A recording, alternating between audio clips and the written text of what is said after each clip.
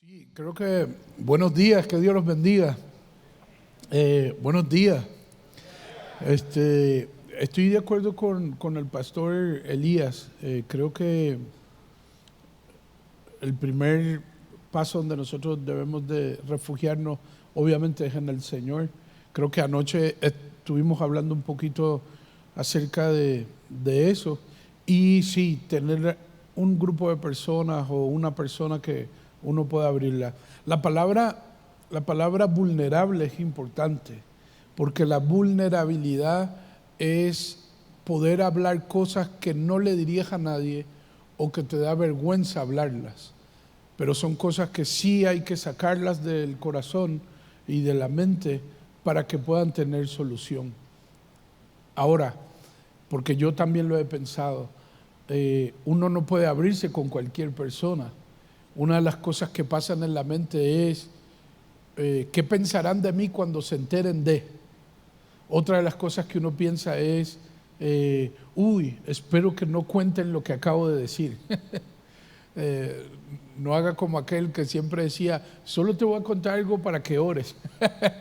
Pero era un chisme realmente. Y tememos a que cuenten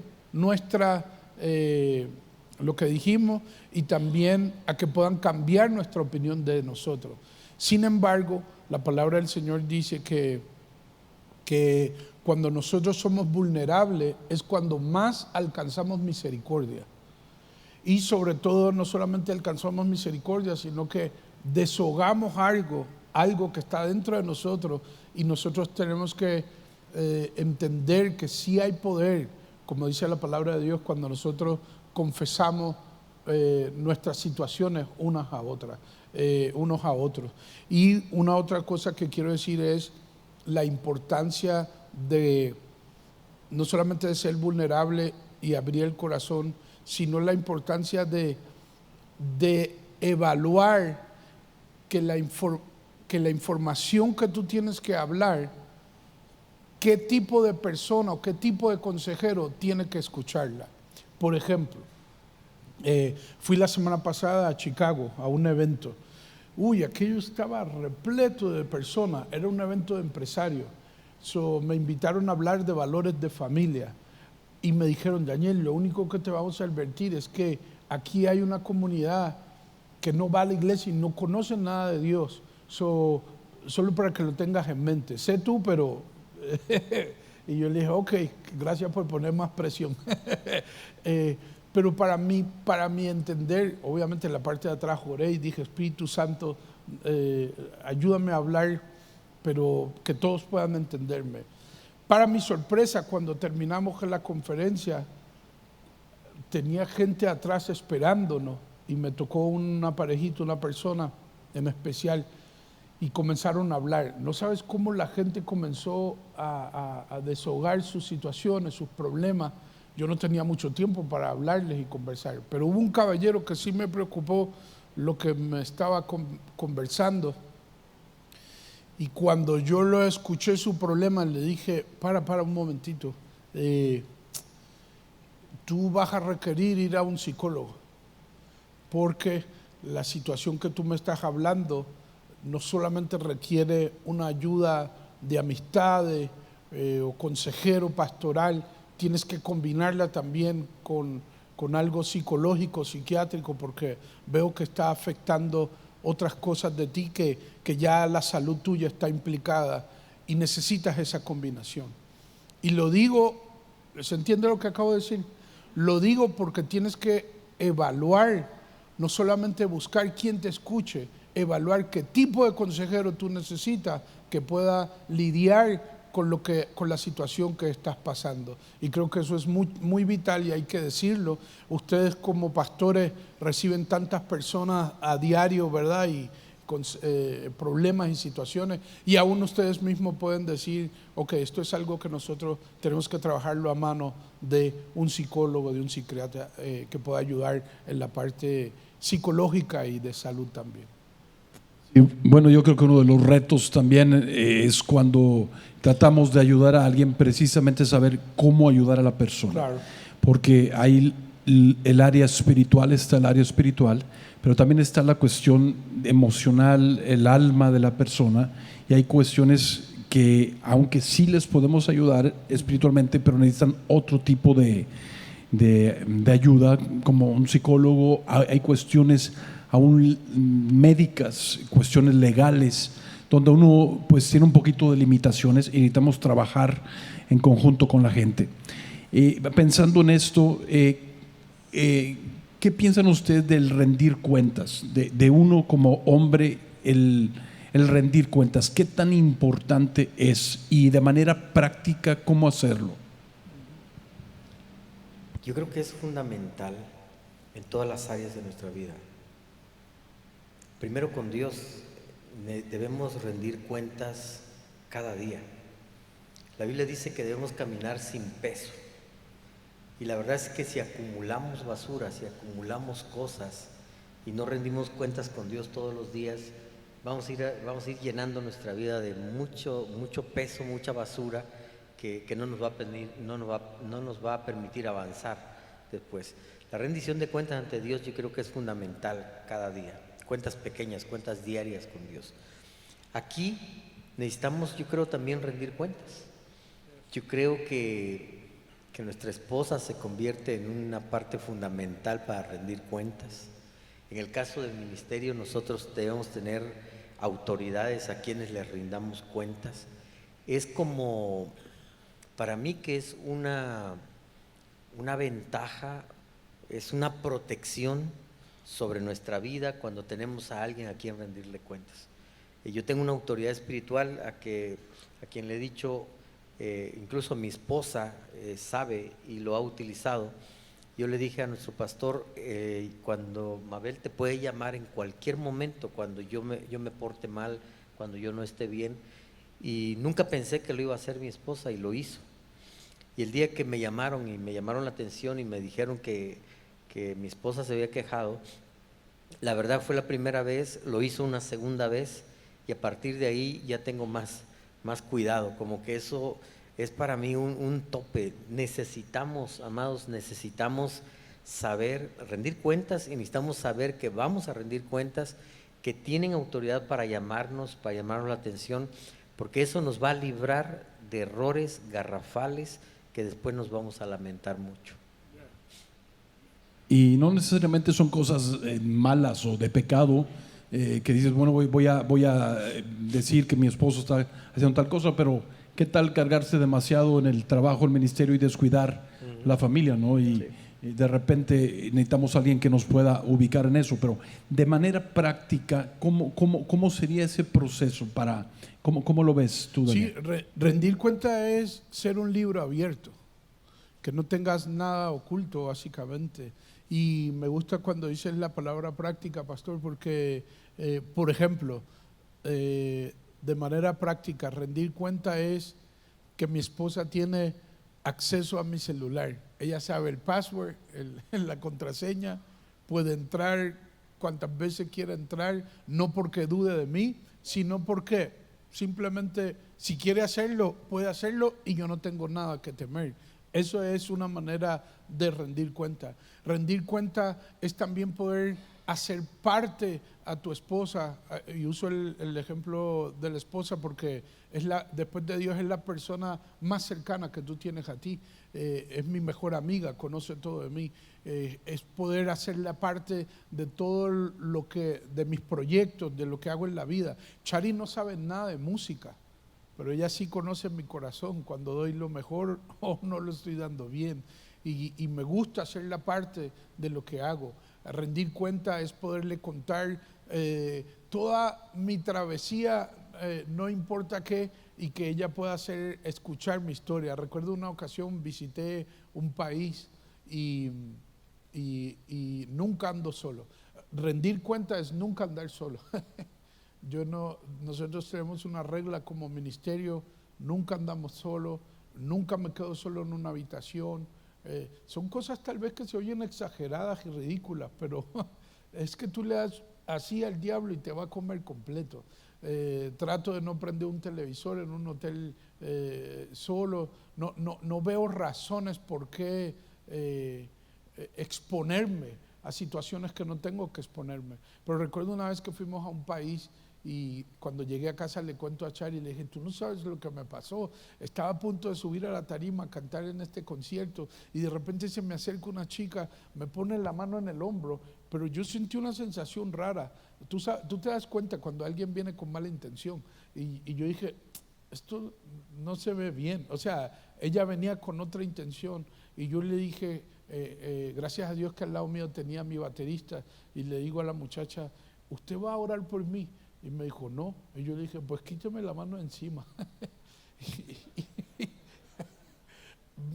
Ella se fue ofendida o no sé cómo, pero el baterista mío me dice, Daniel, ¿no crees que fuiste muy maleducado? Y le dije, mira, bro, yo estoy a distancia de mi esposa y si yo doy un cachito, me va a agarrar completo en maligno y yo tengo que cerrar cualquier puerta y darme cuenta. No sé ni cómo ella vino hasta este lugar que estábamos listos para subir. Yo me podía quedar callado de esa historia, porque no quiero cargar a mi esposa con nada ni ponerle nada en su mente, pero tenemos una conversación tan abierta que aún eso es parte de rendir cuenta y decirle, oye, te voy a contar esto de lo que me pasó. Chari se reía y decía, Daniel, no puedo creer que lo que hiciste, y todo terminó en un son alegre, pero sentí que yo vacié mi corazón y no tenía nada que ofender. De igual manera, rendir cuenta es poderle hablar a mi esposa situaciones que tal vez a mí me da, que creo que voy a perder su admiración, pero al ella escucharme decir, Daniel, esto es algo de los dos, yo estoy aquí para ayudarte.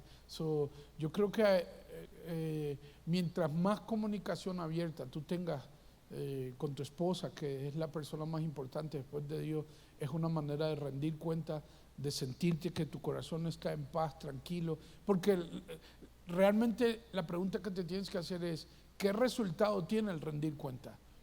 Que mantiene tu corazón limpio, que te acuestas en paz y que tienes a personas que van a cuidar y van a velar por ti. Termino diciendo algo muy importante, que es parte de rendir cuenta. En estos días llamé a un amigo y le dije, amigo, me acabo de enterar lo que estás pasando, qué difícil, ¿cómo? Pero también me sentía mal recriminarle, decirle, ¿cómo no me llamaste? Yo podía haber ayudado. Y a la misma vez pensé y dije, si yo estoy pasando una situación, cual sea, lo menos que puedo hacer es quedarme callado, porque quiere decir que voy a batallar eso o solucionar eso solo, y eso es lo peor que tú puedes hacer. Si tú estás pasando algo, sea lo que sea, mínimo, grande, grave, sencillo, haz parte a la gente de todo. ¿Por qué? Porque le haces saber a otros y le haces poner a otros la conciencia de que cuidan de ti y de que están pasando algo. No suponga que la gente es adivina. La gente no es adivino. La gente necesita escuchar de ti lo que tú necesitas, lo que estás pasando, donde estás metido, para que la gente pueda cuidarte y protegerte, y eso es rendir cuenta. El rendir cuenta nos beneficia a nosotros mismos al final del camino. Claro, claro. Y bueno, yo creo que eso es parte de la protección que tenemos que tener. Bueno, algunos pueden decir, ustedes porque están en el ministerio y tienen que hacer eso, pero yo creo que es algo que todos tenemos que hacer. Por ejemplo, en mi caso particular, cuando llega a haber alguna situación con alguna persona, inmediatamente la primera que sabe es mi esposa. Mi esposa es la primera que sabe. Cuando ha pasado que alguna mujer viene y dice algo que es inapropiado, aún a pesar de pedirlo en forma de consejería, inmediatamente yo pongo un alto y digo, ¿sabes qué? Necesitamos que hables con mi esposa. Yo le digo a mi esposa lo que está sucediendo y se le ofrece a la mujer que vaya con ella y casi nunca quieren. Casi nunca quieren. Entonces cuando insisten, pues yo digo, bueno, te podemos atender los dos, pero si la persona no acepta eso, pues yo no le voy a atender. Entonces son medidas que uno tiene que tomar otra vez para protección, ¿verdad? Igual digo, pueden algunos pensar, pues por ser pastores tienen que hacer eso. Yo creo que todos tenemos que hacerlo. ¿Cuántos hombres se han caído con compañeras de trabajo por la familiaridad, etcétera?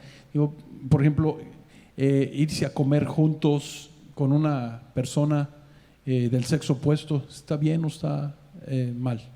Que te vayas solo con una mujer, compañera de trabajo. Ya me metí en problemas aquí, ¿verdad? No, eso hay que hablarlo. Eso hay que decirlo. Sí, nos tocan casos así, ¿verdad? Porque luego de repente la mujer viene inquieta, pues dice, pastor, es que mi esposo me está diciendo Sí. que fue a comer. Déjame añadirle salsa a los tacos ahí. ¿Le puedo añadir salsa a los tacos? Sí, no he comido todavía hoy. Si yo estoy en un restaurante comiendo solo con una mujer que no es mi esposa, y mi hijo mayor de 20 años salió de la universidad y le da por pasar por ese restaurante y me mira, yo sé lo que me va a preguntar.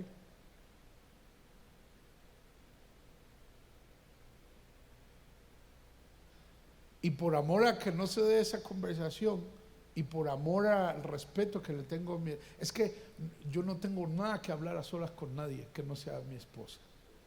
Por amor a ella, por amor a mí, por amor a mis hijos.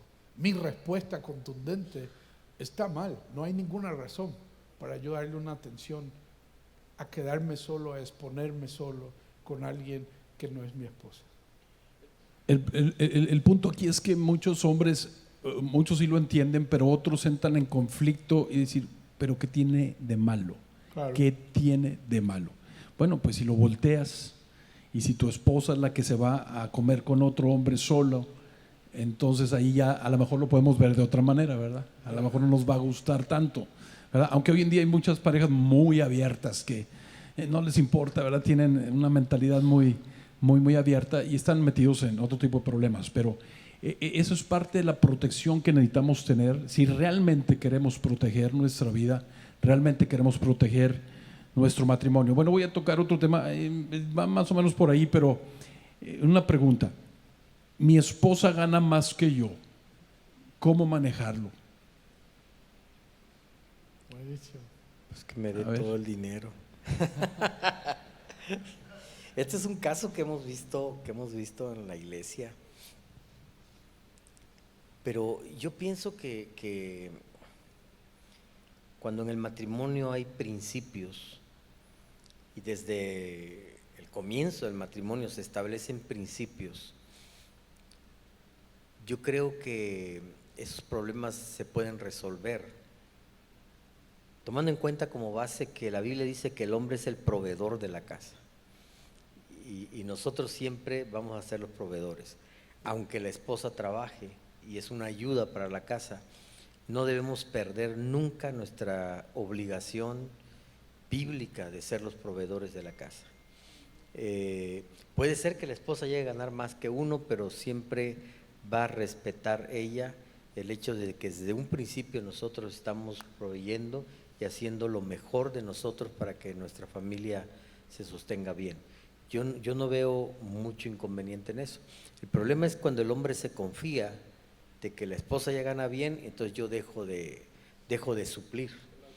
En una ocasión yo le di a mi esposa un negocio y le dije, este negocio, y era uno de mis mejores negocios que yo tenía, este negocio es para ti, para que ayudes a tu casa, ayudes a tu familia y ya no me estés pidiendo dinero, no porque yo no quisiera darle, sino para que no tuviera ella que estarme pidiendo dinero para ayudar a su familia.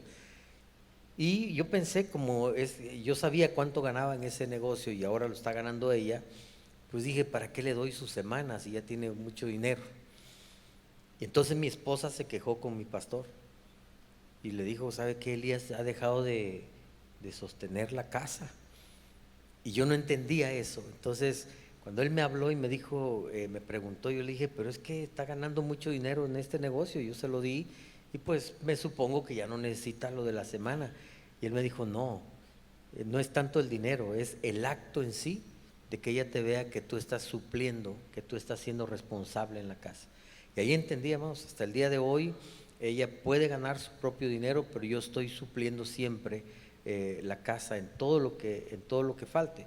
Y yo creo que eso nos da a nosotros, primero, una buena mayordomía, nos convertimos en buenos mayordomos, y segundo, no hay problema, la esposa puede ganar mucho y bendecir la casa, y cuando yo he tenido necesidades en la iglesia o en cualquier rubro, mi esposa ha salido ahí, me ha apoyado y todo porque sabe que soy responsable. Yo creo que no debemos perder el primer principio de la provisión. Pero el punto aquí, y me gustaría tocar, es que nosotros estamos guiándonos por un principio de la palabra, que algo que Dios ha establecido, pero esto es contracultura. O sea, hoy en día la mentalidad de las nuevas generaciones, de las nuevas parejas, es totalmente diferente. Entonces, ¿cómo poder hacer aquí, cómo poder ayudarles para poder trabajar este tema? ¿Qué piensan? Sí, yo estoy muy de acuerdo con el pastor Elías. Creo que todo, bueno, no sé si entendí la manera como lo acaba de expresar el pastor. Hay dos vertientes, a ver si entendí bien cómo se expresó, pero hay una vertiente que no tiene que ver nada con lo otro que voy a hablar, pero hay una vertiente que es una vertiente que ha salido en esta sociedad de feminismo, y eso está mal totalmente, al igual que está mal el machismo. Y creo que eso es algo que se está dando mucho en la sociedad, pero ya más con la intención de lo que acabo de decir, de mostrar un poder feminista o mostrar un poder machista, y cualquiera de las dos está mal. Yo creo que el punto donde me quiero basar tal vez es en que si los dos han decidido trabajar, y yo no puedo controlar que el trabajo que le tocó a mi esposa gane más que yo, al revés, esa es una bendición para nuestra casa. Yo no tendría problemas siempre y cuando obviamente haya mucha comunicación en el matrimonio. El pastor dijo algo que me gustó mucho: no porque tu esposa gane demasiado te vas a quedar con los brazos cruzados de no hacer nada. Yo creo que todos sumamos hacia adentro. Al hombre o sea, yo no puedo escoger, si los dos decidimos que vamos a trabajar y mi esposa dio que su trabajo gana más, pues gloria a Dios. O sea, no es algo que me tiene que molestar, es algo que va a bendecir nuestra casa. Yo creo que el problema que tal vez muchos hombres tienen en este sentido es que es tal vez un problema de inseguridad, de sentirse mal porque ella gana más, y el problema no es quién gane más, tal vez el problema es sentirse inseguro, y eso es otro tema que tendría que lidiar en el corazón de las personas.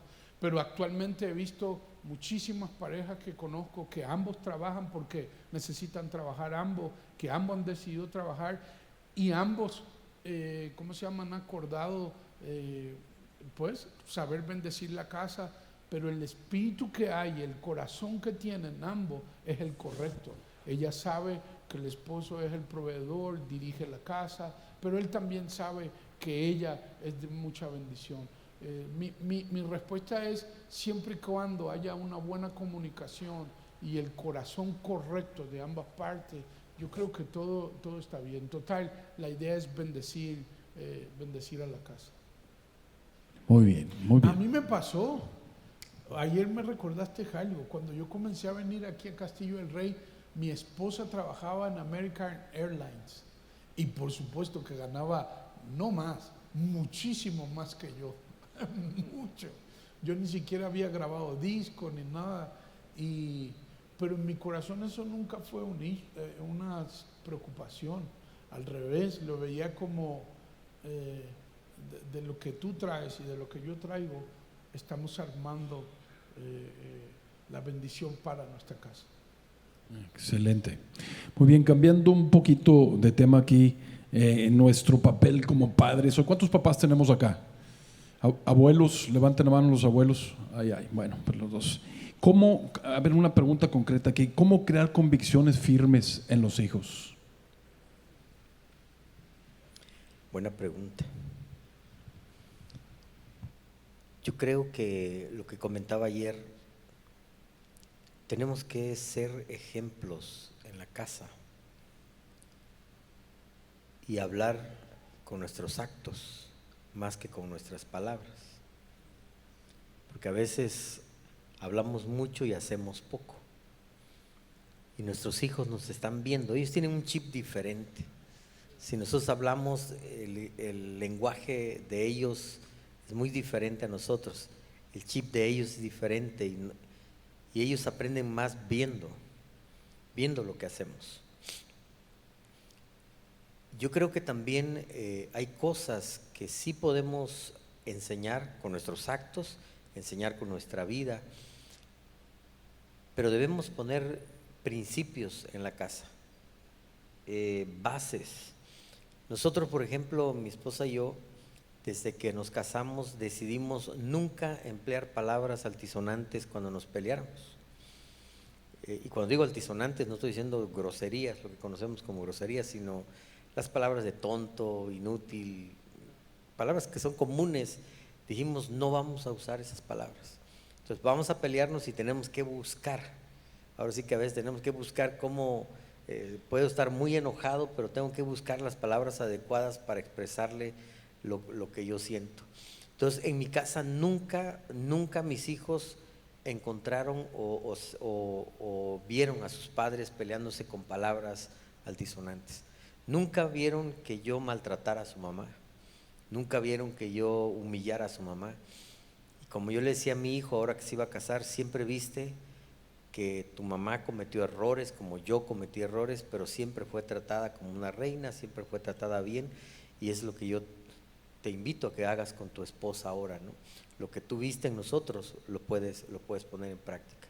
Yo creo, varones, que nuestra mayor enseñanza, creo que Daniel va a ampliar mucho en esto, pero nuestra mayor enseñanza es lo que hacemos en la casa, cómo tratamos a la esposa, cómo tratamos a los hijos, el perdón que les hablaba ayer, el saber perdonar, tener un espíritu perdonador, el cómo nos llevamos con nuestras relaciones, con nuestros amigos, el cuán leales somos, cuán íntegros somos. Todo eso tiene que ver con valores, con principios, sobre todo los valores cristianos, espirituales, pero que nosotros podemos ser ejemplos en nuestra casa de ello.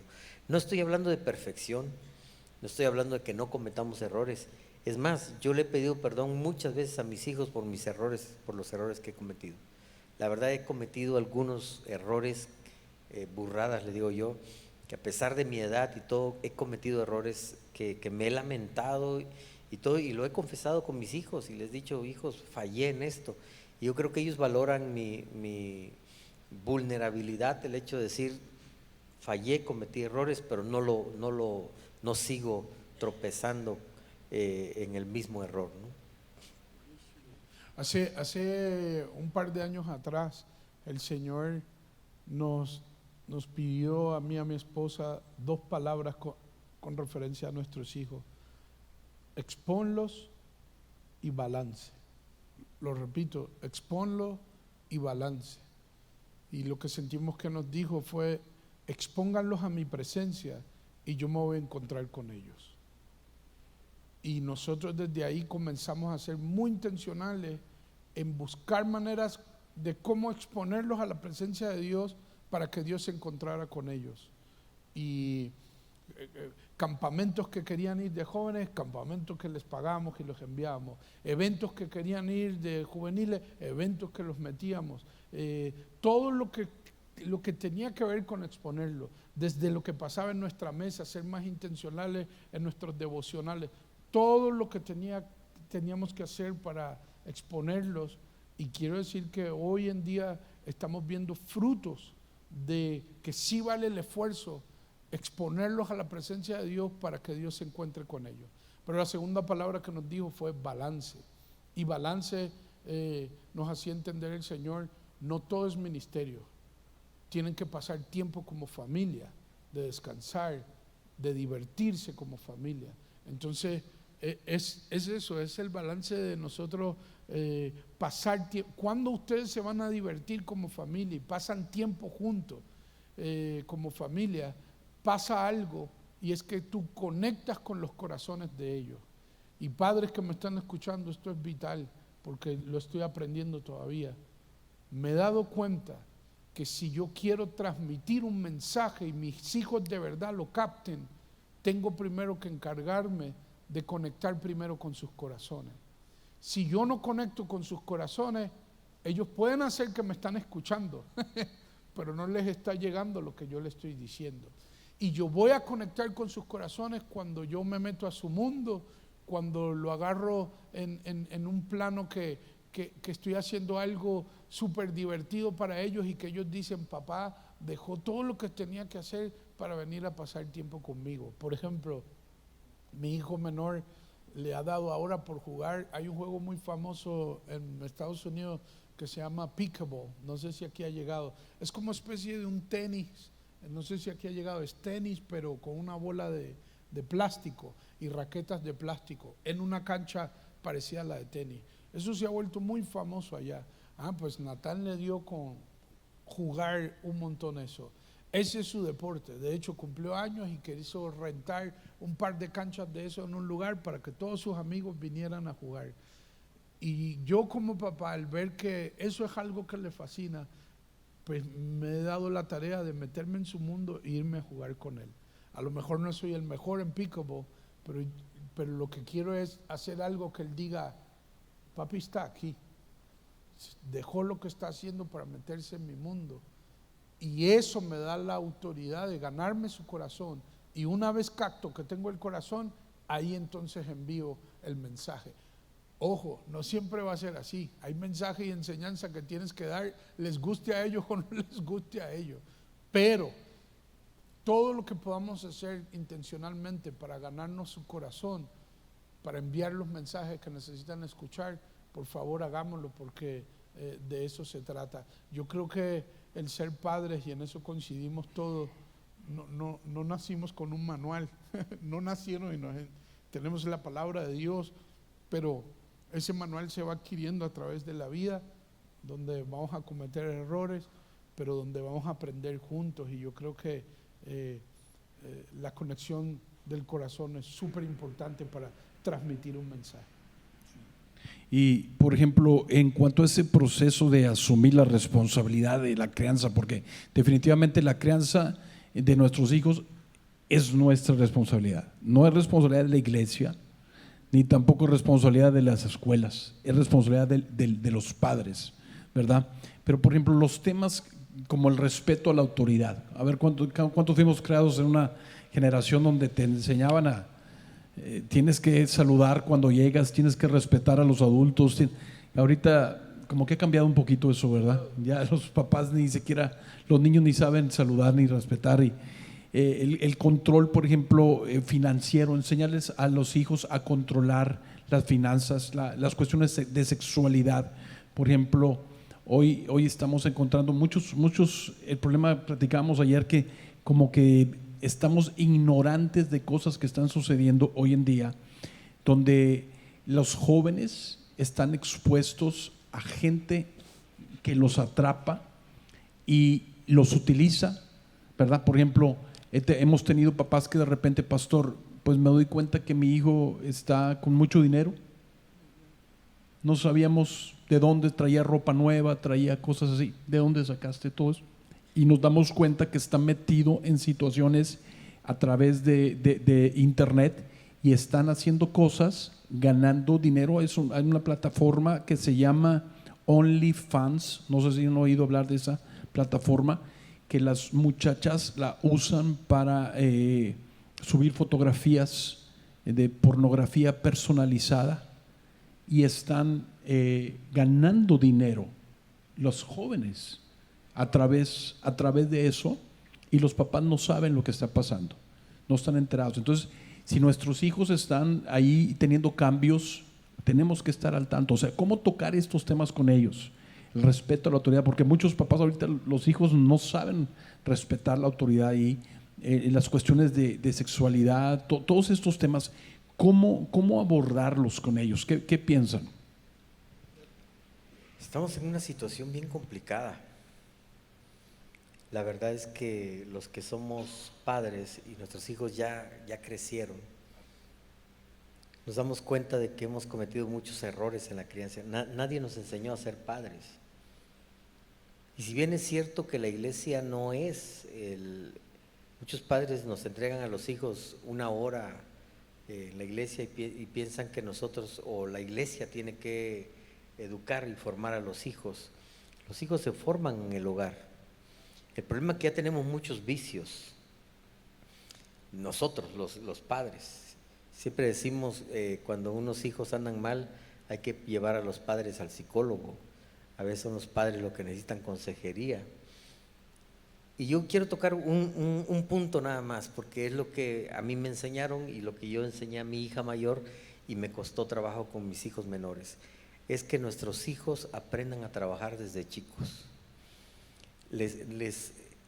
No les enseñamos la importancia del trabajo, no les enseñamos a nuestros hijos que la vida es dura, que la vida es difícil y que necesitamos trabajar para ganarnos la vida, de tal manera que les damos todo, más si Dios nos ha bendecido, ¿verdad? Pues acostumbramos a darles todo, que tengan el último iPhone, que tengan esto, y no sabemos el tremendo daño que le estamos haciendo a nuestros hijos. Porque cuando llegan a una edad en que necesitan recursos, otro tipo de recursos o recursos, empiezan a ver lo fácil.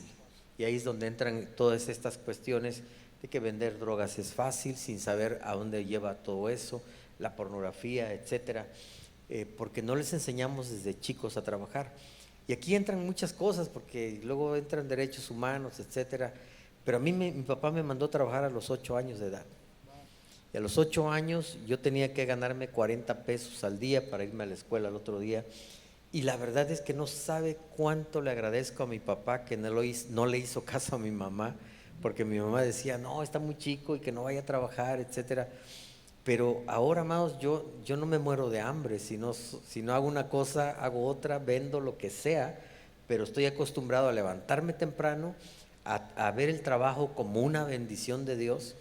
Y yo estaba compartiendo, y estoy tentado a compartirlo aquí, estaba compartiendo en la iglesia que Dios nos bendice, pero ya pocas veces. Dios va a enviar un ángel y nos va a traer $200,000. Dios nos bendice a través del trabajo diligente y esforzado. Y si no aprendemos nosotros a trabajar y hacemos huelga para reducir las horas de trabajo y estamos refunfuñando por el trabajo que Dios nos ha dado y no disfrutamos el trabajo, nuestros hijos no van a aprender a trabajar. Hijos que están aquí, pues aprendan a trabajar ya. Yo soy de los que piensan desde chamacos ahí en la casa, levanten la cama, hagan algo, aprendan a trabajar. Y cuando ya lleguen a una edad de ganar dinero, no va a ser difícil trabajar, porque eso es lo que le hemos enseñado. Yo le enseñé a mi hija, quiso viajar a Europa y me dijo, papá, mándame a Europa que quiero conocer, etcétera. Y tenía 16 años más o menos, y le dije, pues paga tus gastos, yo te doy una inversión, empieza a hacer negocios y gánate tu dinero. Y ella ganó 70,000 pesos vendiendo pasteles. Compraba pasteles y los iba a vender en la cuadra, Jocabet, y así empezó a ganar dinero, pagó su viaje, se fue a Estados Unidos, ha viajado por muchos países, y muchos piensan que el papá, que yo le doy dinero y yo la mando, etcétera. No, simplemente le enseñé a trabajar. Pero este principio hoy en día, ella es regidora, y los que saben un poquito de esto, los regidores en una ciudad pueden nada más ir a cabildo el día jueves y toda la semana hacer lo que quieran, no tienen un jefe, no tienen que dar cuentas a nadie. Sin embargo, mi hija a las 6 de la mañana está despierta y se va al gimnasio temprano, y luego ya está en la oficina y a todo su personal trabajando, es la que más sale en las redes, haciendo esto, haciendo lo otro. No puede estar quieta. Y hace unos días le dije, hija, ¿por qué tan temprano?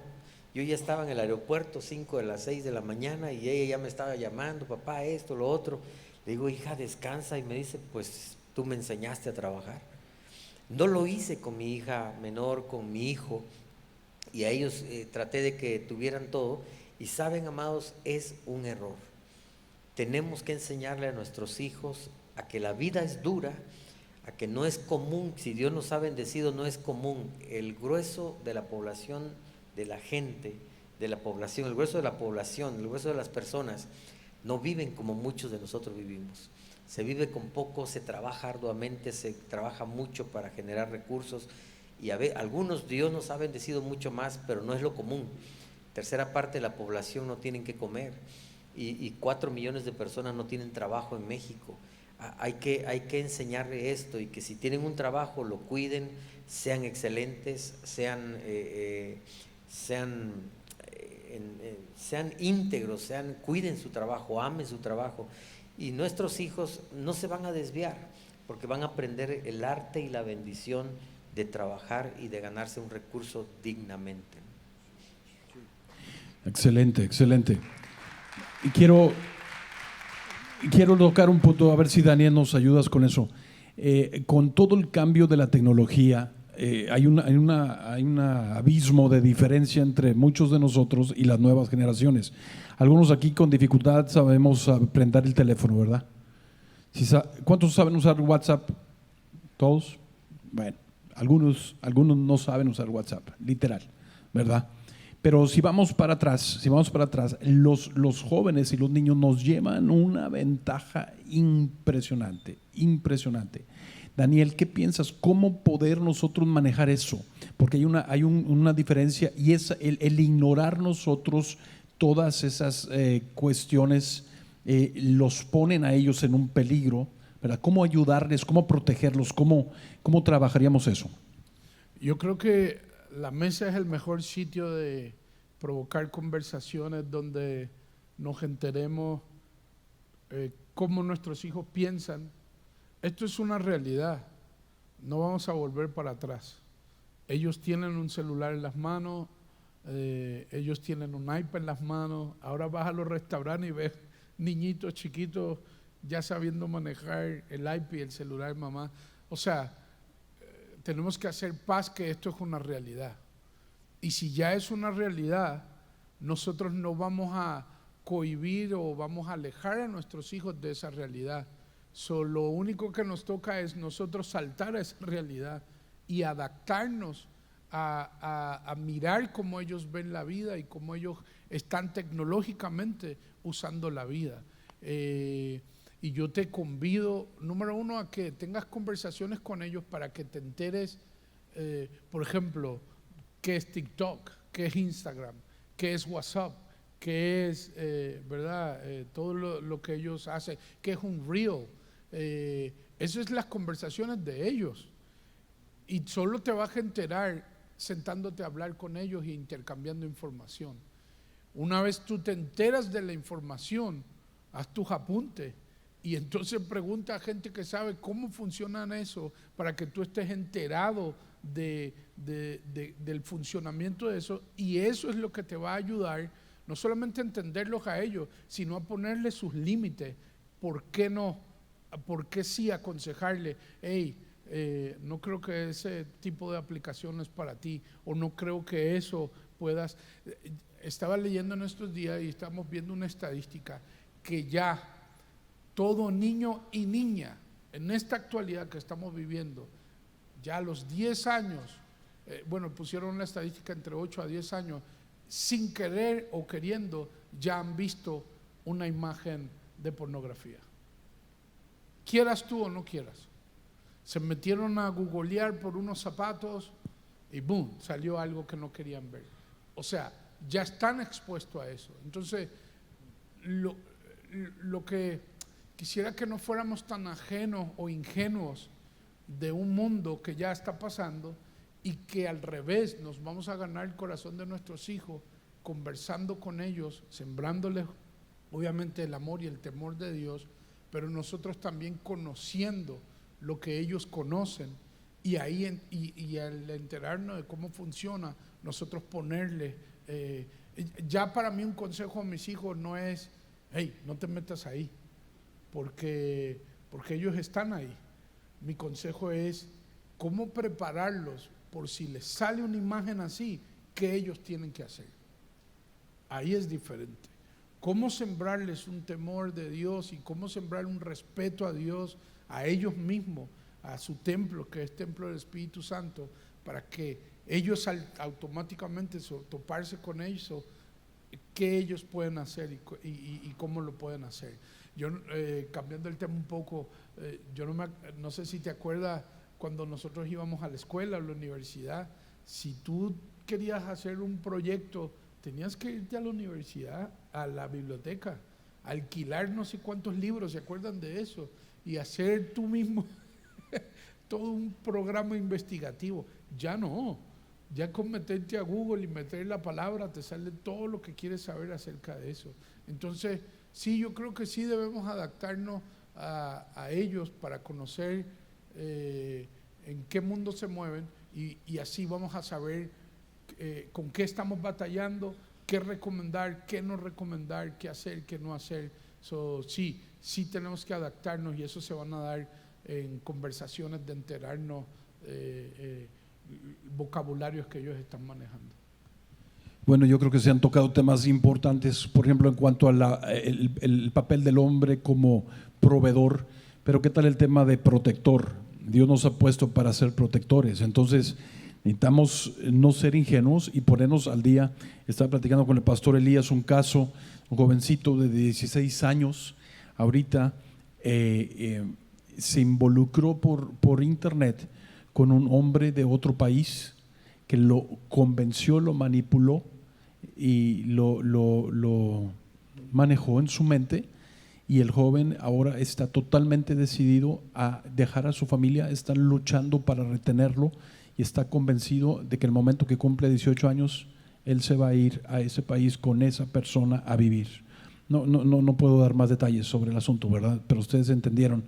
Pero es una cosa grave la que está sucediendo y ellos están expuestos a todo este tipo de situaciones. Entonces yo creo que nosotros tenemos que estar al día. Tenemos que no seamos ingenuos y, como dijo Daniel, poder meternos para ayudarlos, ¿verdad? Pedir sabiduría de Dios. Señor, ayúdanos para que nuestros hijos no vayan a caer en todas esas redes.